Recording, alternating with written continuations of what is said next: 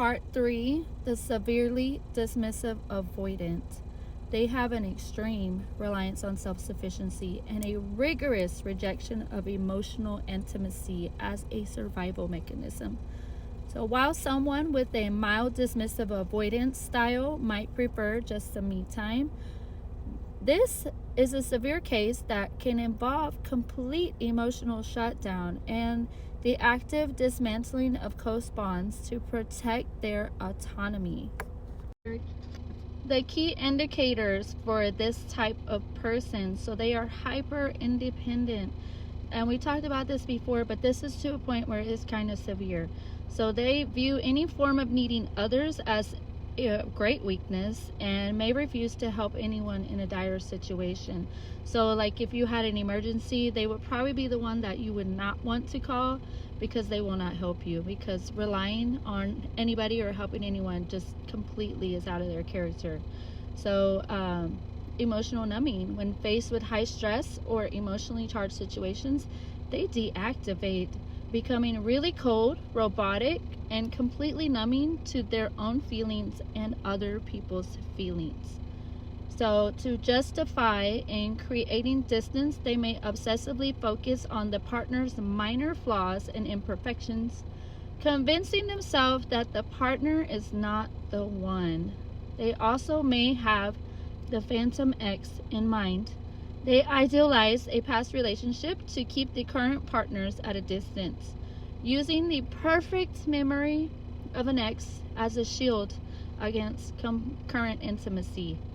And they may end the relationship suddenly. This is where the ghosting phase really comes in, when it reaches this certain level of commitment, often without a clear explanation or emotional closure. So the core internal drivers for this type of dismissive avoidant, they have a severe fear of engulfment. So intense intimacy feels like losing themselves or being controlled. They are hypervigilant with any signs that their freedom may be restricted. So they are super independent, and they're less likely to have a full-term relationship or even a real one to begin with.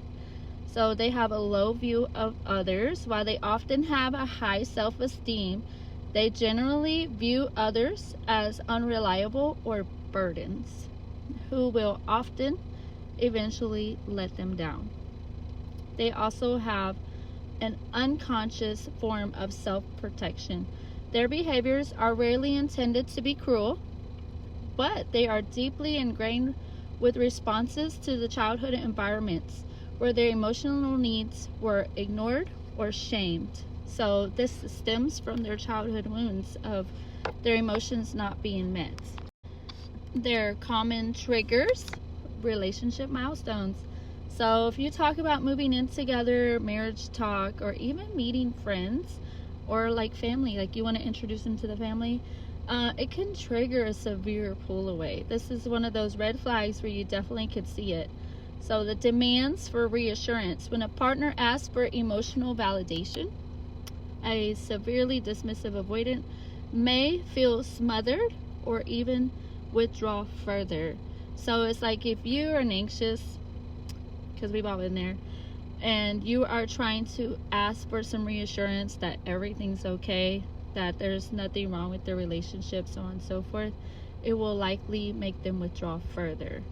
So attempts to talk it through, the long text that we like to give, problems that often meet with the dismissive avoidant being stonewalling, extreme ghosting, or the exit seeking behavior, like where they leave and they don't come back for quite a while. And I also found this information right here too. So they can't name their feelings. They have little facial expression, no contact with bodily sensation of emotion.